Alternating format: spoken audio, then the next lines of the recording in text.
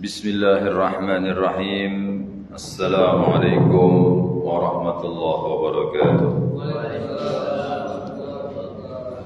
Alhamdulillah. Alhamdulillahi rabbil alamin. Wa bihi nasta'inu ala umuri dunya waddin. Asyhadu an la ilaha illallah al-malikul haqqul mubin.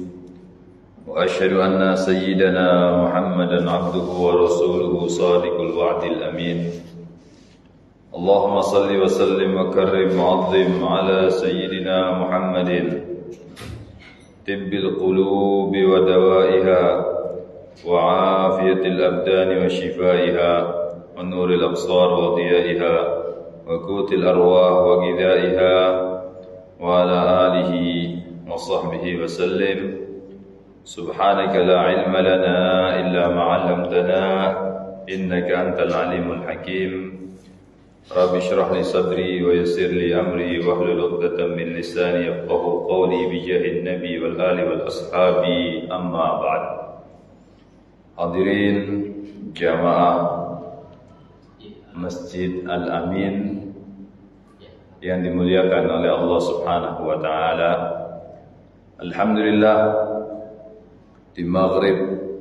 di waktu maghrib ini kita sama-sama bersyukur kehadirat Allah Subhanahu wa taala karena kita selalu senantiasa Allah berikan kenikmatan kepada kita, karunia anugerah kepada kita sekalian, sampai alhamdulillah hari ini tepat malam kedua daripada bulan Rajab.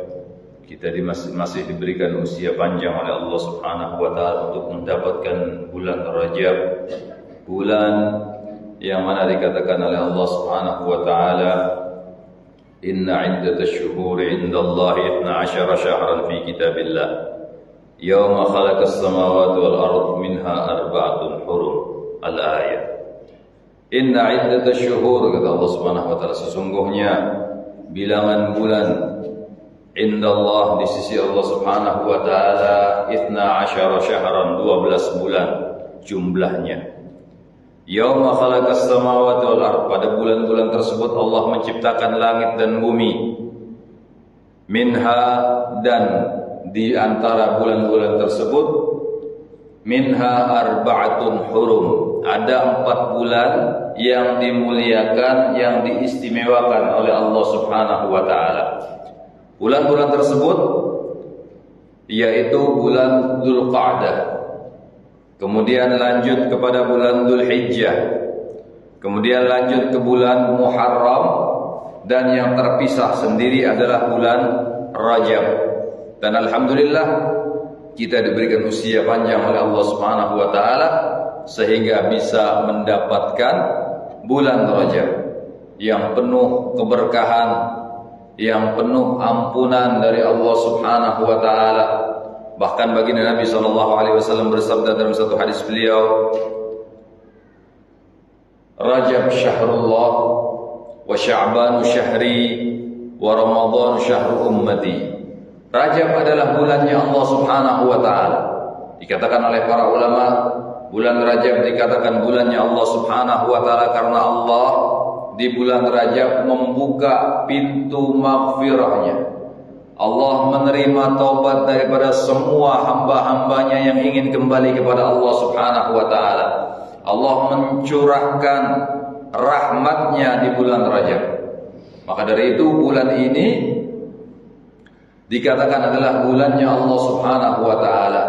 Dan kita di bulan Rajab ini dianjurkan oleh para ulama untuk banyak membaca istighfar, untuk memohon ampun kepada Allah Subhanahu wa taala, mumpung diberikan kesempatan yang luar biasa oleh Allah Subhanahu wa taala. Dan amaliyah di bulan Rajab ini juga dilipat gandakan pahalanya oleh Allah Subhanahu wa taala.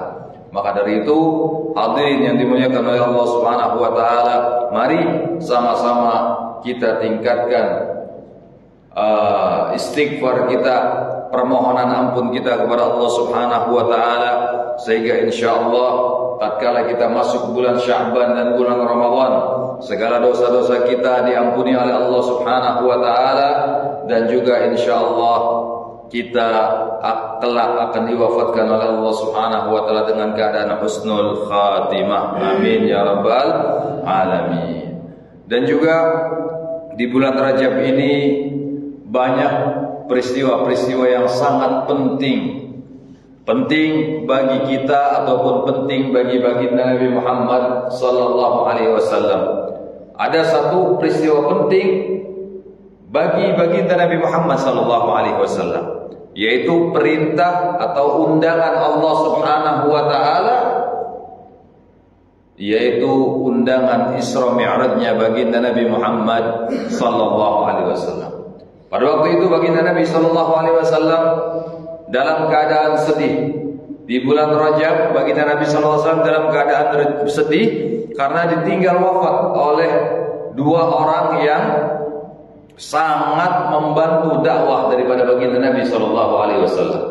Tahun tersebut wafat istri tercinta beliau, yaitu Siti Khadijah radhiyallahu taala anha. Yang mana Siti Khadijah adalah perempuan yang luar biasa, selalu mendukung dakwahnya baginda Nabi sallallahu alaihi wasallam. Semua hartanya beliau berikan kepada baginda Nabi sallallahu alaihi wasallam untuk perjuangan Islam.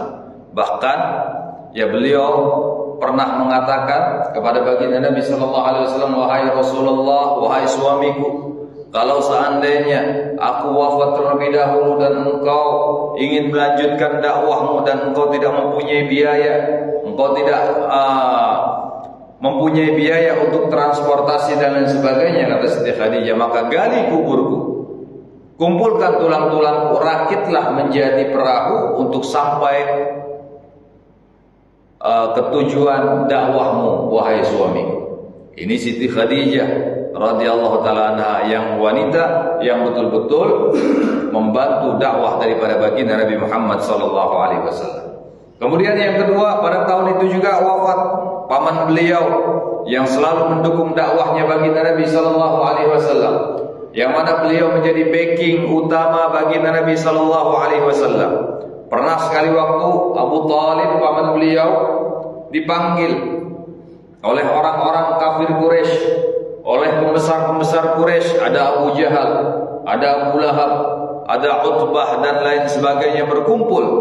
Mereka memanggil Abu Thalib, kemudian memberikan ultimatum kepada Abu Thalib, "Wahai Abu Thalib, tolong hentikan dakwah dari kepada keponakanmu Muhammad. Jangan dia menyesatkan Tuhan-Tuhan kami. Jangan dia menyesatkan orang-orang tua kami. Stop sampai di sini sebelum kami emosi dan sebelum kami membunuh keponakanmu Muhammad." Kemudian disampaikan oleh Abu Thalib kepada baginda Nabi sallallahu alaihi wasallam. Apa jawab baginda Nabi sallallahu alaihi wasallam? "Ya ammi, wahai pamanku, la wudi'a syamsu ala yamini wal qamaru ala yasari, ala an atruka hadzal amr ma taraktu," kata baginda Nabi. Kalau seandainya matahari Allah diletakkan di tangan kananku, wahai pamanku, ataupun bulan diletakkan di tangan kiriku, wahai pamanku, agar aku berhenti di dalam dakwah ini, maka aku tidak akan meninggalkan dakwah ini, wahai pamanku, kata baginda Nabi sallallahu alaihi wasallam kepada pamannya Abu Thalib. Kemudian apa jawab Abu Thalib? "Terus maju wahai Muhammad, aku berada di belakangmu." Jadi tatkala atau tahun tersebut, orang yang paling membela baginda Nabi sallallahu alaihi wasallam dalam dakwah beliau, yaitu Abu Thalib paman beliau, wafat juga. Sehingga baginda Nabi sallallahu alaihi wasallam bersedih. Orang-orang Quraisy merasa leluasa untuk menganiaya baginda Nabi sallallahu alaihi wasallam, sampai Allah Subhanahu wa taala memberikan hiburan kepada baginda Nabi Muhammad dengan diundangnya beliau untuk melakukan Isra dan Mi'raj, untuk berjalan dari Masjidil Haram kemudian ke Masjidil Aqsa, dari Masjidil Aqsa kemudian langsung ke Sidratul Muntaha, berjumpa dengan Allah Subhanahu wa taala, berjumpa dan berhadapan dengan zatnya Allah Subhanahu wa taala. Dalam surat An-Najm dikatakan, "Falamma qaba qausaini aw adna," tatkala baginda Nabi Muhammad sallallahu alaihi wasallam berhadapan, bermuajah dengan Allah Subhanahu wa taala, sebatas atau jaraknya hanya sebatas busur dan anak panah, bahkan lebih dekat daripada itu, kata Allah Subhanahu wa taala dalam Al-Qur'an. Jadi baginda Nabi sallallahu alaihi wasallam diundang oleh Allah untuk bertatap, untuk bermuajahah dengan Allah Subhanahu wa taala, untuk menghadap Allah Subhanahu wa taala. Dan kejadian ini tidak diberikan oleh Allah Subhanahu wa taala kepada manusia-manusia lainnya kecuali hanya kepada baginda Nabi Muhammad sallallahu alaihi wasallam. Nabi Musa alaihi salam pernah meminta kepada Allah untuk melihat zatnya Allah Subhanahu wa taala. Nabi Musa dalam Al-Qur'an Allah mengatakan, menceritakan tentang Nabi Allah Musa, qala arini andur ilaika, ya Rabb arini andur ilaika, ya Allah perlihatkan zatmu agar aku bisa memandangmu ya Allah. Nabi Musa meminta kepada Allah Subhanahu wa taala, sedangkan Nabi Musa alaihi salam adalah nabi yang mendapatkan julukan kalimullah, nabi yang sering diajak dialog oleh Allah Subhanahu wa taala. Kalau Nabi Musa ada kesusahan untuk mengurus daripada umatnya, beliau naik ke Bukit Tursina, kemudian diajak dialog oleh Allah Subhanahu wa taala, komunikasi dengan Allah Subhanahu wa taala. Beliau minta agar bisa memandang zatnya Allah Subhanahu wa taala. Qala arini anzur ilaik. Beliau katakan kepada Allah Subhanahu wa taala, ya Allah, perlihatkan wujudmu agar aku bisa memandangmu ya Allah. Apa kata Allah Subhanahu wa taala? Qala lan tarani. Allah mengatakan, engkau tidak akan pernah bisa untuk memandangku wahai Musa. Walakin indur ila jabal, akan tetapi lihatlah ke Bukit Tursina, ke gunung itu, kata Allah Subhanahu wa taala. Wa in istaqarra makanahu fasawfa tarani. Kalau gunung itu tetap di tempatnya, tidak ada yang terjadi kepada gunung itu, tidak bergoyang gunung itu, tidak meledak gunung itu, fasawfa tarani, maka engkau akan bisa memandang zatku, kata Allah Subhanahu wa taala. Falamma tajalla rabbuhu lil jabali, tatkala Allah Subhanahu wa taala menjelmakan sebagian nurnya ke Bukit Tursina, apa yang terjadi kepada Bukit Tursina? Ja'alahu dakka wa kharra Musa sa'iqa. Maka gunung Tursina tersebut bergetar, kemudian mendadak gunung Tursina itu meledak, tidak kuat menerima cahayanya Allah Subhanahu wa taala, dan Nabi Allah Musa alaihi salam fa kharra Musa sa'iqa, jatuh pingsan pada waktu itu.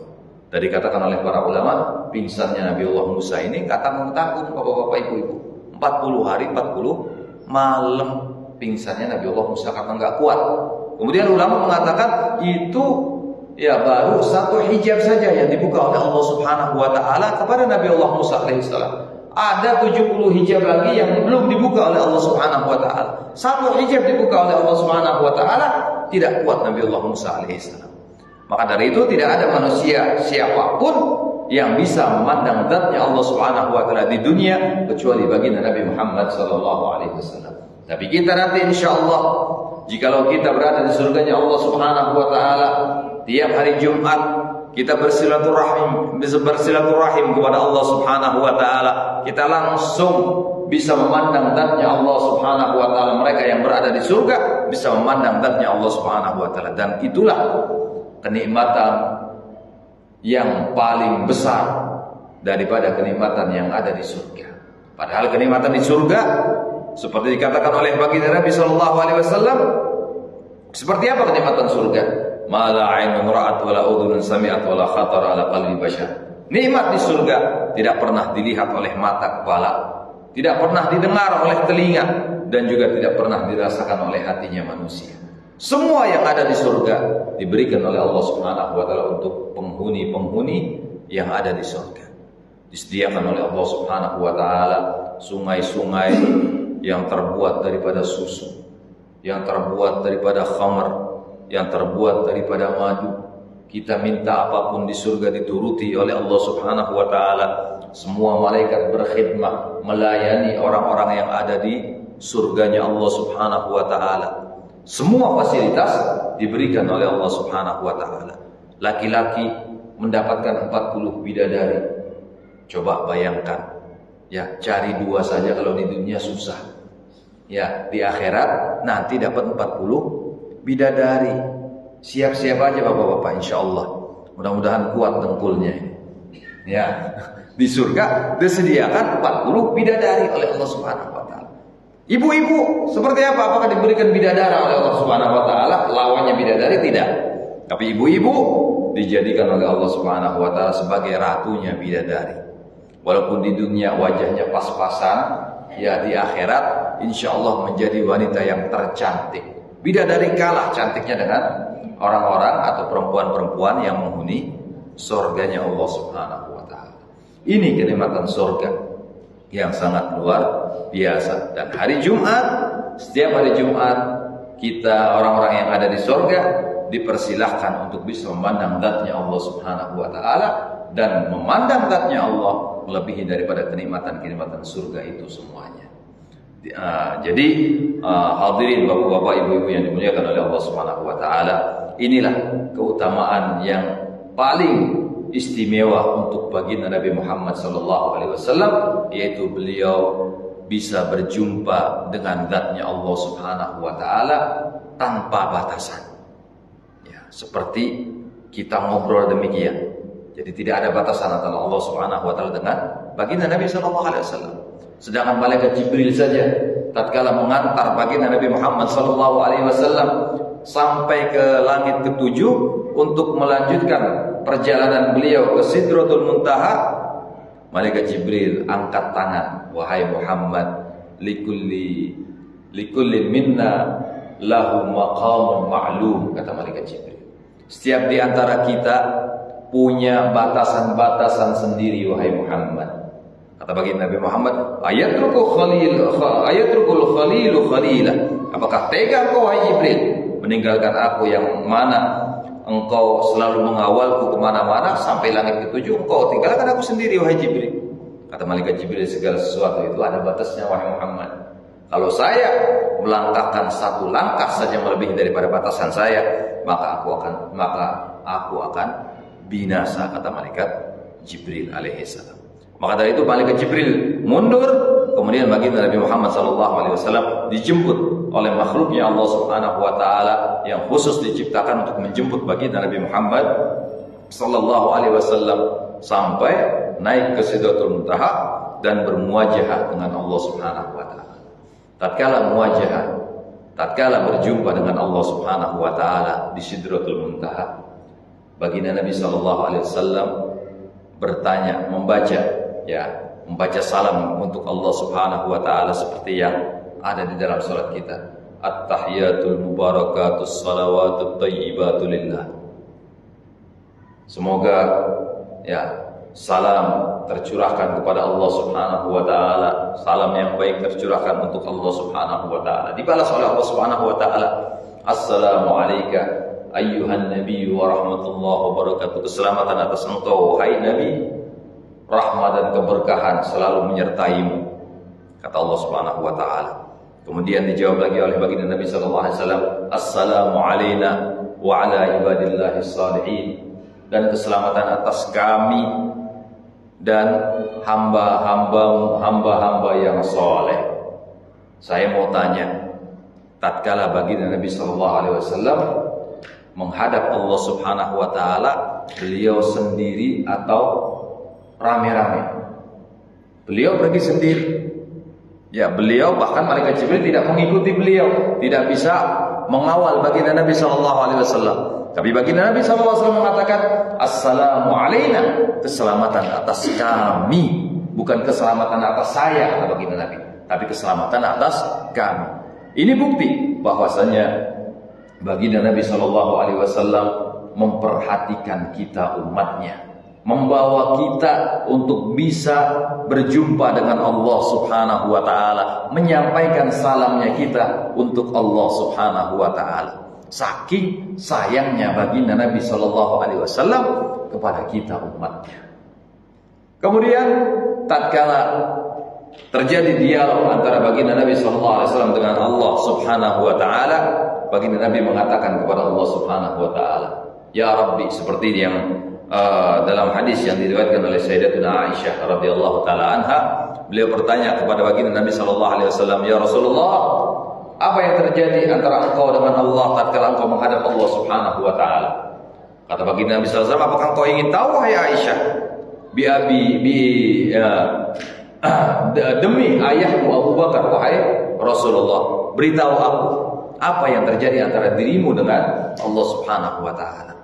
Kata baginda Nabi sallallahu alaihi wasallam, tatkala aku berjumpa dengan Allah Subhanahu wa taala, sejarak antara busur dan anak panahnya, aku mengatakan kepada Allah Subhanahu wa taala, ya Rabbi, wahai Allah Subhanahu wa taala, adzabtal umama, engkau telah mengadab umat-umat sebelum kami, ba'duhum bil hijarah, sebagian mereka ada yang kau adab dengan dilempari dengan batu, seperti kaum Ad, kaum Tsamud, mereka binasa dilempar batu oleh Allah Subhanahu wa taala dari langit sana. Wa ba'duhum bil khasaf, dan sebagian mereka ada yang engkau tenggelamkan kampungnya ya Allah, engkau telan, ya engkau perintahkan bumi untuk menelan mereka ya Allah. Seperti kaum Nabiullah Lut alaihi salam, dibalik buminya kampungnya oleh Allah Subhanahu wa taala sehingga mereka semua ditelan oleh bumi. Wa ba'dhum bil masakh, dan sebagian mereka engkau beri azab kepada mereka dengan engkau kutuk ya Allah. Ada satu kaum yaitu dari Bani Israel yang dikutuk oleh Allah Subhanahu wa taala menjadi monyet. Jadi mereka dikutuk, sengaja dikutuk oleh Allah Subhanahu wa taala menjadi monyet karena melanggar perintah Allah Subhanahu wa taala. Atau Allah Subhanahu wa taala menyampaikan kepada nabi mereka untuk disampaikan kepada kaumnya bahwasanya tidak boleh untuk mencari ikan di hari Sabtu. Mereka tidak cari ikan, tapi mereka memasang jaring di hari Sabtu. Ditegur oleh Allah Subhanahu wa taala melalui lisan nabinya. Kata Allah Subhanahu wa taala, jangan kalian mencari ikan di hari Sabtu. Mereka jawab, apa jawaban mereka? Jawaban mereka, kami tidak mencari ikan hari Sabtu. Kami hanya memasang jaring, hari Minggu kami ambil. Mereka mengakali syariat, berhilah, mengakali aturannya Allah Subhanahu wa taala. Akhirnya apa yang terjadi kepada mereka? Mereka dikutuk oleh Allah Subhanahu wa taala, dirubah wujud mereka menjadi monyet, naudzubillah. Ada 3 golongan di antara mereka pada waktu itu. Ada yang mereka yang bermaksiat, yang melanggar perintahnya Allah Subhanahu wa taala. Mereka kena dikutuk oleh Allah Subhanahu wa taala menjadi monyet. Kemudian ada juga yang pro kepada mereka. Mereka ada yang kontra kepada mereka, tapi mereka tidak pergi daripada tempat tersebut. Akhirnya mereka sama-sama kena adabnya Allah Subhanahu wa taala, sama-sama dikutuk menjadi monyet oleh Allah Subhanahu wa taala. Kemudian golongan yang ketiga, mereka tidak setuju dengan apa yang dilakukan oleh orang yang maksiat tadi. Kemudian mereka pergi daripada tempat tersebut, mereka yang selamat. Maka dari itu, hadirin yang dimuliakan oleh Allah Subhanahu wa taala, dikatakan oleh para ulama, kalau seandainya di satu kampung, di satu daerah penduduknya maksiat kepada Allah Subhanahu wa taala dan kita tidak setuju dengan apa yang mereka lakukan, kita disunnahkan, dianjurkan untuk pergi daripada tempat tersebut agar tidak terkena bala yang Allah turunkan kepada orang-orang yang maksiat kepada Allah Subhanahu wa taala tadi. Keluar daripada tempat itu agar kita selamat daripada adabnya Allah Subhanahu wa taala. Kalau kita masih tetap di tempat itu, maka kita pun akan tertimpa daripada musibah atau bala yang Allah berikan kepada mereka. Al-bala'u ya'um war-rahmatu takhus, kata ulama. Bala itu menyeluruh. Walaupun ada satu orang yang maksiat kepada Allah Subhanahu wa taala tapi Allah murka kepada mereka, satu kampung bakal kena semuanya. Ya, bakal kena daripada bala itu semuanya. War-rahmatu takhus, tapi rahmatnya Allah Subhanahu wa taala Allah turunkan khusus kepada orang-orang tertentu. Orang yang ahli ibadah diberikan rahmatnya Allah. Ya, orang yang ahli zikir diberikan rahmatnya Allah. Orang yang ahli salawat diberikan rahmatnya Allah Subhanahu wa taala. Jadi rahmatnya Allah ini khusus untuk perorangan. Tapi kalau bala yang turun, musibah yang turun, maka yang baik, yang tidak baik akan terkena daripada musibah tersebut. Na'udzubillah. Maka dari itu, kalau ada satu kampung mereka bermaksiat kepada Allah Subhanahu wa taala, kita dianjurkan untuk pergi daripada tempat tersebut untuk menyelamatkan diri kita daripada azabnya Allah Subhanahu wa taala. Ya. Kemudian dilanjutkan oleh baginda Nabi sallallahu alaihi wasallam, "Wa ma anta fa'ilun bi ummati." Kemudian ya Allah, kalau engkau sudah adab kaum-kaum sebelum kami ya Allah, dengan engkau lempari dengan batu, ada yang di balik kampungnya, ada yang engkau kutuk mereka ya Allah, kemudian apa yang bakal engkau perbuat kepada umatku ya Allah? Kata Allah Subhanahu wa taala, "Unzilu alaihim rahmati min ananis sama." Aku akan turunkan kepada umatmu wahai Muhammad rahmatku dari langit yang paling tinggi, khusus untuk umatnya baginda Nabi Muhammad sallallahu alaihi wasallam. Wa ubaddilu sayyi'atihim hasanat, dan aku ganti perbuatan-perbuatan jelek mereka dengan perbuatan-perbuatan yang baik. Wa man da'ani labbaitu, barang siapa yang berdoa kepada aku maka aku akan jawab doanya. Barang siapa yang memanggil aku akan datangi dia wahai Muhammad. Wa man da'ani labbaituhu wa man Allahumma shalli ala Muhammad. Wa man da'ani labbaituhu. Barang siapa yang memanggil aku akan jawab panggilannya. Wa man sa'alani a'taitu. Barang siapa yang minta kepada aku akan beri permintaannya. Maksudnya doa-doanya umatnya baginda Nabi Muhammad ini pasti dikabul oleh Allah Subhanahu wa taala. Wa asturu fid dunya al-usar. Ya, aku tutup aib-aib mereka di dunia. Orang-orang yang maksiat daripada umatmu di dunia, aku tutup aibnya wahai Muhammad.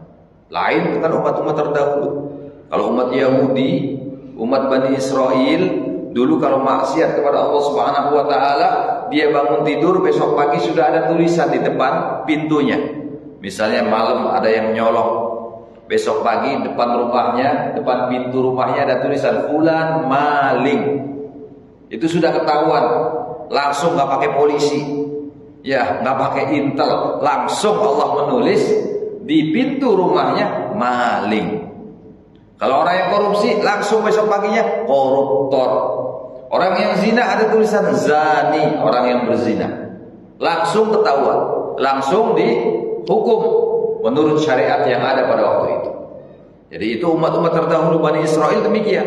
Tapi umatnya baginda Nabi Muhammad SAW ditutup aibnya oleh Allah Subhanahu wa taala. Kenapa ditutup? Diberikan kesempatan oleh Allah Subhanahu wa taala untuk bertobat kepada Allah dan juga bisa kembali kepada Allah Subhanahu wa taala. Diberikan kesempatan oleh Allah Subhanahu wa taala. Makanya kata baginda Nabi sallallahu alaihi wasallam, "Innallaha yaqbalu taubatal 'abdi ma lam yughargir." Sungguhnya Allah pasti menerima taubatnya seorang hamba ma lam yughargir, selama nafasnya belum sampai tenggorokan. Kalau sudah sampai tenggorokan, tak bakal diterima taubatnya oleh Allah Subhanahu wa taala. Seperti Fir'aun. Fir'aun tatkala ingin tenggelam, apa yang dia katakan? Aman Nabi Rabbi Musa wa Harun. Aku beriman kepada Tuhannya Musa dan Harun. Tapi dia ingin tenggelam, nafasnya sudah di kerongkongan, tidak diterima taubatnya oleh Allah Subhanahu wa taala. Tapi kita alhamdulillah ditutup aib kita oleh Allah Subhanahu wa taala sehingga diberikan kesempatan kita untuk bertobat dan kembali kepada Allah Subhanahu wa taala. Dan Allah bakal menerima dan mengampuni, menerima taubat dan mengampuni dosa-dosa seseorang, khususnya umatnya baginda Nabi Muhammad yang tidak menampakkan dosanya. Atau disebut di dalam hadis al-mujahir, ya al-mujahir, orang yang menampakkan dosa. Seperti apa orang yang menampakkan dosa? Contohnya ya malam tahun baru kemarin, jalan-jalan, ada seorang jalan-jalan kemudian mabuk, minum 1 kerat misalnya, ya 1 kerat minuman keras. Besoknya cerita sama kawannya, semalam saya minum 1 kerat gak mabuk. Ini maksiat kepada Allah Subhanahu wa taala. Dia berbuat maksiat kepada Allah tapi dia cerita sama orang lain. Itulah taubat yang tidak diterima oleh Allah Subhanahu wa taala. Taubatnya tidak diterima. Kenapa? Karena dia sudah mengungkapkan ya aibnya kepada orang lain. Nanti kalau diampuni oleh Allah Subhanahu wa taala di akhirat, engkau aku ampuni misalnya kata Allah Subhanahu wa taala. Akhirnya teman yang dengar nuntut sama Allah, enak kali ya Allah katanya. Ya, dia maksiat engkau ampuni, aku engkau tidak ampuni ya Allah. Nah, itu jadi dosa-dosa yang ditampakkan oleh orang yang melakukan dosa tersebut itu tidak bakal diampuni oleh Allah Subhanahu wa taala. Tapi dosa-dosa yang lain masih diberikan kesempatan oleh Allah Subhanahu wa taala untuk bisa diampuni dan diterima taubat kita oleh Allah Subhanahu wa taala. Nah, inilah baginda Nabi sallallahu alaihi wasallam tatkala Mi'raj berjumpa dengan zatnya Allah Subhanahu wa taala. Beliau tidak melupakan kita. Beliau selalu ingat kepada kita sehingga kita ya secara tidak langsung dibawa oleh beliau untuk menghadap Allah Subhanahu wa taala. Maka dari itu, hadirin, salat yang kita lakukan setiap hari, kata baginda Nabi sallallahu alaihi wasallam, as-salatu mi'rajul mu'min. Salat itu adalah mi'rajnya orang mukmin. Kalau baginda Nabi sallallahu alaihi wasallam mi'raj langsung berjumpa dengan Allah Subhanahu wa taala di Sidratul Muntaha, tapi kita orang mukmin juga bisa mi'raj. Mi'raj kita yaitu dengan melakukan salat. Dengan salat kita berarti seperti baginda Nabi sallallahu alaihi wasallam betul-betul menghadap zatnya Allah Subhanahu wa taala. Makanya salat itu kata Habib Abdullah bin Alawi bin Muhammad Al-Haddad ada dua bagian. Ada salat zahir, ada salat batin. Salat zahir apa? Gerakan kita di dalam salat itu salat zahir. Ucapan kita membaca Fatihah, membaca amin, membaca surat, membaca zikir-zikir dalam salat yang lainnya, itu juga namanya salat zahir. Salat batin seperti apa? Salat batin ya hati kita khusyuk, ikhlas karena Allah Subhanahu wa taala, tawadhu kepada Allah Subhanahu wa taala, rendah diri. Kita merasa orang yang paling jelek, paling banyak dosa kepada Allah, kita mengharapkan rahmatnya Allah Subhanahu wa taala. Itu namanya sholat batin, kata Habib Abdullah bin Alawi bin Muhammad Al-Haddad. Dan sholat zahir dan batin harus sama-sama berjalan berdampingan. Kalau sholat zahirnya saja, gerakan kita, ucapan kita lakukan hanya itu tanpa batin kita melakukan sholat, ya khusyuk, ya kemudian ikhlas tidak ada dalam hati kita, maka sholat kita percuma, tidak diterima oleh Allah Subhanahu wa taala. Tapi kalau juga kebalikannya, ya, kalau seandainya orang itu hanya khusyuknya, hanya tawadhu'nya kepada Allah, tapi dia tidak melakukan salat, maka dia pun tidak akan diterima apa yang dia lakukan daripada salatnya oleh Allah Subhanahu wa taala. Jadi dua-duanya harus berjalan berdampingan antara salat zahir dan salat batin agar kita diberikan pahala sempurna oleh Allah Subhanahu wa taala ya tatkala kita melakukan salat. Karena sholat ini adalah hal yang sangat penting, yang wajib. Tidak ada udzur untuk kita meninggalkan sholat. Kalaupun kita koma, misalnya sakit kemudian koma, kemudian sehat kembali, dihitung berapa hari kita tinggalkan sholat, harus kita qadha. Apalagi yang dulunya nggak pernah sholat. Kira-kira ada? Mudah-mudahan nggak datang orangnya. Ya, yang dulu pernah meninggalkan sholat, kita ingat sekarang kita qadha salat kita yang pernah kita tinggalkan. Setahun misalnya enggak meninggalkan salat, kita qadha. Karena kata baginda Nabi sallallahu alaihi wasallam, awwalu ma yuhasabu yaumil qiyamah as-shalah. Pertama kali yang bakal dihisab oleh Allah Subhanahu wa taala pada hari kiamat adalah salat kita. Kalau salat kita baik, maka insyaallah amal ibadah yang lain dianggap baik oleh Allah Subhanahu wa taala. Tapi kalau salat kita masih banyak bolongnya, masih banyak kita tinggalkan, khusyuknya tidak ada, ya ikhlasnya tidak ada, maka amal yang lain juga dipending, dihisab dulu oleh Allah Subhanahu wa taala. Inilah salat, inilah pentingnya salat yang mana baginda Nabi sallallahu alaihi wasallam tatkala Isra Mi'raj mendapatkan oleh-oleh untuk kita umatnya, yaitu salat lima waktu. Ini adalah satu jalan, satu cara yang Allah berikan kepada kita agar kita bisa komunikasi dengan Allah, agar kita bisa berdialog dengan Allah Subhanahu wa taala. Loh, Bib, dialognya seperti apa dalam salat dengan Allah Subhanahu wa taala? Dalam surat Al-Fatihah ada. Iyyaka na'budu wa iyyaka nasta'in. Ya, pertama kita berdialog dengan Allah, kita memuji Allah, alhamdulillahirabbil alamin, arrahmanir rahim, maliki yaumiddin, iyyaka na'budu wa iyyaka nasta'in. Ya, kemudian baru kita minta kepada Allah, ihdinas siratal mustaqim, siratal ladzina an'amta 'alaihim ghairil maghdubi 'alaihim waladdallin. Ini dialog antara kita dengan Allah Subhanahu wa taala. Ini satu jalan ya agar kita bisa berkomunikasi dengan Allah, agar kita senantiasa berdialog dengan Allah Subhanahu wa taala. Ini oleh-oleh yang penting bagi kita ya, yang diberikan oleh Allah Subhanahu wa taala kepada baginda Nabi Muhammad tatkala beliau Isra dan Mi'raj.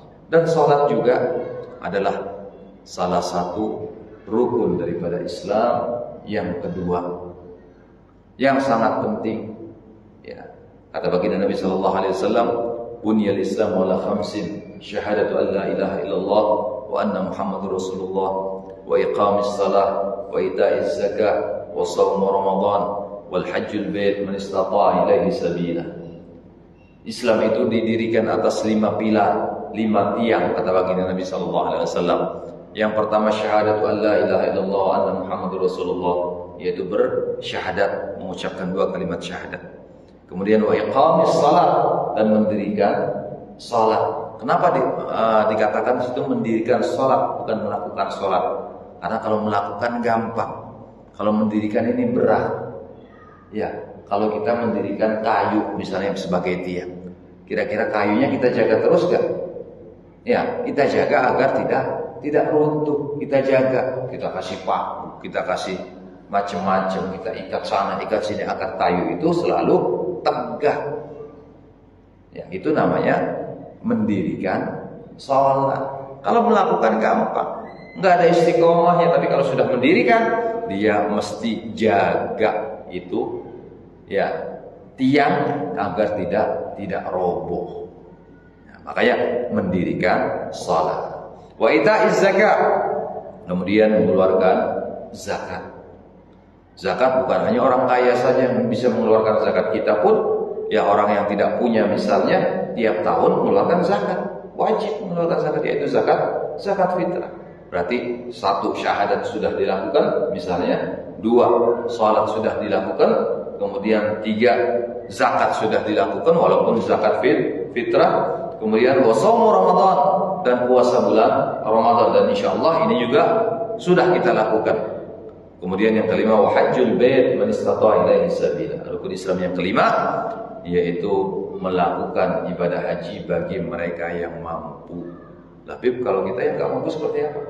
Apakah kita tidak wajib? Tetap kita niatkan dalam hati kita. Ya, agar kita nanti tatkala Allah memberikan kelebihan rezeki, ya kita niat untuk bisa berangkat haji. Karena baginda Nabi SAW mengatakan, niatul mukmin khairun min amali. Niatnya seorang mukmin itu lebih baik daripada amalnya. Maksudnya seperti apa? Maksudnya kalau sudah niat, kita misalnya niat untuk berangkat haji, dan definisi daripada niat itu adalah qasdus syai'i muqtarinan bi fi'lihi, bertujuan melakukan sesuatu dengan disertai perbuatan. Kita niat, ya Allah, kalau saya ada rezeki, saya pengen naik haji. Nah, untuk mewujudkan niat tersebut, kita beli misalnya celengan. Ada lebihan daripada kerja kita, lebihan gaji kita, celengnya Allah, niat untuk naik haji. Kemudian kita jualan misalnya, ada lebihan, ya Allah, 1000 perak, niat untuk naik haji. Insya Allah, walaupun kita belum sempat misalnya berangkat haji, dipanggil oleh Allah Subhanahu wa taala, tapi insya Allah dengan niat dan juga ikhtiar tadi, ya kita sudah dianggap sebagai haji oleh Allah Subhanahu wa taala, walaupun ajal sudah lebih dulu menjemput kita.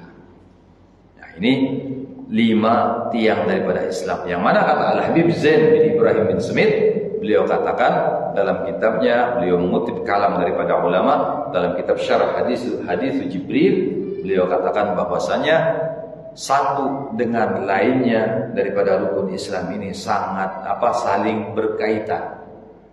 Syahadat berkaitan dengan sholat, puasa, zakat, haji. Sholat juga berkaitan dengan syahadatnya, dengan puasa, semuanya berkaitan.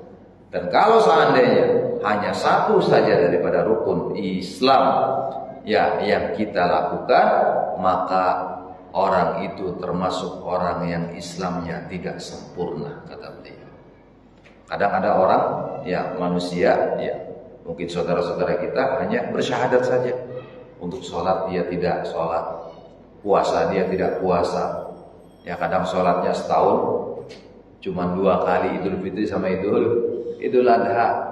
Yang lain Jumatan ngorok, apalagi subuh. Ya Masya Allah, sampai yang adzan nggak ada ya. Ini kalau subuh bahaya ini. Ya, jadi begitu. Jadi semuanya saling berkaitan. Jadi kalau sholatnya dilakukan, puasanya tidak, maka tidak sempurna Islamnya. Kalau sudah semuanya dilakukan, baru insya Allah dia termasuk orang-orang yang Islamnya sempurna, kata Habib Zain bin Ibrahim bin Smith dalam kitab beliau radhiyallahu taala. Ya hadirin wal hadirat yang dimuliakan oleh Allah Subhanahu wa taala. Inilah kemuliaan bulan Rajab ya, yang semoga dengan datangnya bulan Rajab ini mari kita sama-sama tingkatkan ibadah kita kepada Allah Subhanahu wa taala, istighfar kita, permohonan ampun kita kepada Allah, mumpung dibukakan pintu taubat oleh Allah Subhanahu wa taala, dan juga kita istiqamah di dalam ibadah kita, khususnya ibadah salat, agar kita kelak ya bisa dikumpulkan bersama Sayyidul Sajidin, penghulunya orang-orang yang ahli sujud, yaitu baginda Nabi Muhammad sallallahu alaihi wasallam. Insyaallah malam hari ini kita baca sedikit tentang kitab Al-Isti'dad li Yaumil Ma'ad karangan Imam Ibnu Hajar Al-Asqalani. Ya. Wa an Ali radhiyallahu taala anhu, berkata atau diriwayatkan daripada Sayyidina Ali radhiyallahu taala anhu. Sayyidina Ali ini adalah sahabat baginda Nabi sallallahu alaihi wasallam.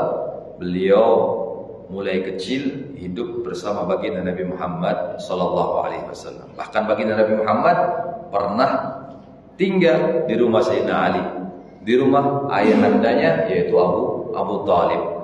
Ya, diasuh oleh ayahanda beliau yaitu Abu Thalib. Makanya ya sepupu beliau Sayyidina Ali dengan baginda Nabi ini sepupu, karena Abdullah dengan Abdul Muthalib kakak adik, satu ibu. Ya. Jadi sepupu, wafat Sayyidina Abdullah, kemudian dipelihara oleh ibunya wafat, kemudian dipelihara oleh kakek beliau Abdul Muthalib, kakek beliau wafat, dipelihara oleh pamannya Abu Thalib, ayah daripada Sayyidina Ali. Makanya diasuh dalam satu rumah dengan Sayyidina Ali, akrab betul dengan Sayyidina Ali, tidur bersama Sayyidina Ali, baginda Nabi, makan juga dengan Sayyidina Ali. Makanya Sayyidina Ali dari kecil sudah memeluk agama Islam, ya percaya, yakin kepada Allah dan juga kepada baginda Nabi Muhammad sallallahu alaihi wasallam. Sayyidina Ali ini mendapatkan julukan karramallahu wajhah. Semoga Allah memuliakan wajah beliau. Beliau mendapatkan julukan, ada 2 versi, 2 pendapat daripada ulama. Ulama pertama berpendapat bahwasannya Sayyidina Ali ini mendapatkan julukan semoga Allah memuliakan wajah beliau karena beliau yang pertama tidak pernah menyembah berhala dari kecilnya sampai wafat. Sayyidina Ali tidak pernah menyembah berhala karena memang dari kecil sudah bersama baginda Nabi Muhammad, mendapatkan didikan daripada baginda Nabi Muhammad, dan beliau masuk Islam dari masa kecil beliau. Gak pernah menyembah berhala. Ini Sayyidina Ali. Makanya wajah beliau dimuliakan. Pendapat yang kedua, Sayyidina Ali ini ya mendapatkan julukan semoga Allah memuliakan wajah beliau karena pendapat kedua mengatakan tidak pernah melihat aurat beliau sama sekali. Apalagi auratnya orang lain, auratnya sendiri beliau tidak pernah melihat. Makanya hadirin ya bapak-bapak, ibu-ibu yang dimuliakan oleh Allah Subhanahu wa taala, orang-orang tua kita, ulama-ulama kita terdahulu kalau mengajari kita mandi ya di luar rumah ataupun di sumur misalnya, di kali atau di dalam rumah, biasanya suruh pakai sarung, menyontohkan yang mereka mandi pakai sarung menutup auratnya, baina surrah wa rukbah kalau laki-laki, antara pusar dan lutut ditutup auratnya. Ya, jadi demikian. Ya, itu sunnahnya ditutup. Sayyidina Ali mendapatkan gelar semoga Allah memuliakan wajah beliau karena nggak pernah melihat auratnya. Setiap mandi mesti ditutup auratnya Sayyidina Ali karena wajah. Karena apa? Karena malaikat juga tatkala melihat aurat kita, malaikat yang ditugaskan oleh Allah Subhanahu wa taala untuk menjaga kita, mereka kabur. Kita setiap orang ini ada malaikat-malaikat yang ditugaskan oleh Allah untuk menjaga kita. Namanya malaikat hafadhah. Nah, malaikat hafadhah ini ya malaikat kalau melihat auratnya manusia, dia akan pergi. Bagaimana kalau kita mandi di kamar mandi? Kita mandi di kamar mandi, telanjang bulat, nggak pakai pakaian, kabur malaikatnya. Ya kalau sudah kabur, naudzubillah. Ya kita tidak ada yang malaikat yang menjaga kita. Apalagi ya perempuan-perempuan kadang naik motor bonceng, motornya ninja. Masya Allah auratnya kemana-mana. Malaikat kabur. Makanya yang begitu-begitu tabrakan langsung mati. Nggak ada malaikat yang menjaganya. Nah ini malaikat hafadhah. Jadi Sayyidina Ali karramallahu wajhah tidak pernah melihat aurat beliau sendiri, apalagi auratnya orang lain seumur hidup beliau. Ya. Beliau mengatakan, Sayyidina Ali mengatakan, "Man kana fi talabil ilmi, kanatil jannatu fi talabihi." Barang siapa yang mencari ilmu agama, berarti dia mencari jalan untuk menuju surganya Allah Subhanahu wa taala. Setiap orang yang mencari ilmu agama, orang yang belajar ilmu Allah Subhanahu wa taala, berarti dia mencari ya jalan untuk menuju surganya Allah Subhanahu wa taala. Karena orang-orang yang punya ilmu dan mengamalkan ilmunya, ya maka dia mendapatkan pahala dari Allah yang bisa memasukkan dirinya ke dalam surganya Allah Subhanahu wa taala. Jadi orang yang betul-betul mencari ilmu agamanya Allah, maka dia sama halnya dia mencari jalan untuk menuju surganya Allah Subhanahu wa taala. Wa man kana fi talabil ma'siyah, kanatil naru fi talabihi. Barang siapa yang mencari maksiat Allah Subhanahu wa taala, mencari maksiat, melakukan maksiat kepada Allah Subhanahu wa taala, berarti dia juga sama mencari jalannya untuk menuju nerakanya Allah Subhanahu wa taala. Naudzubillah. Karena yang maksiat kepada Allah balasannya adalah nerakanya Allah Subhanahu wa taala. Kalau orang maksiat berarti dia menggali tempatnya yang paling dalam di nerakanya Allah Subhanahu wa taala. Naudzubillah. Mudah-mudahan kita semuanya diberikan hidayah oleh Allah Subhanahu wa taala, kita semuanya mendapatkan rahmatnya Allah. Semoga kita semuanya juga mendapatkan petunjuk dari Allah Subhanahu wa taala, dibimbing oleh Allah Subhanahu wa taala agar kita selalu melakukan sesuatu yang baik, ibadah kepada Allah, dan agar kita dijaga daripada maksiat-maksiat kepada Allah Subhanahu wa taala sehingga kita kelak akan dimasukkan surga oleh Allah Subhanahu wa taala. Amin ya rabbal alamin. Ya Rabbana tarafna bi annana tarafna wa annana asrafna la ladha ashrafna fatub alaina tauba tafsil li kulli hauba wastur lana al-awrati wa aminir rawati واغفر لوالدينا ربي ومولودينا والآل والإخوان وسائر الخلان وكل ذي محبة أو جيرة أو صحبة والمسلمين أجمع آمين ربي أسمع فضلا وجودا منا لا باكتساب منا بالمصطفى الرسول نهضى بكل سول صلى وسلم ربي عليه عد الحب وآله وصحبه عداد الطش الصحب والحب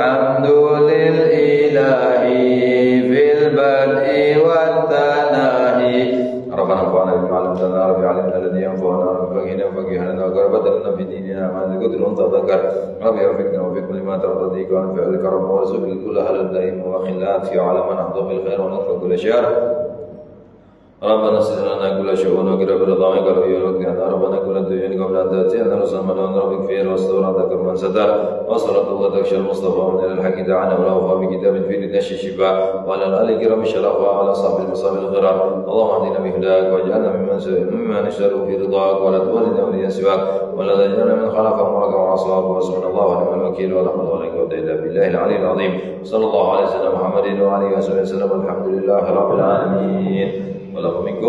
Wassalamualaikum warahmatullahi wabarakatuh.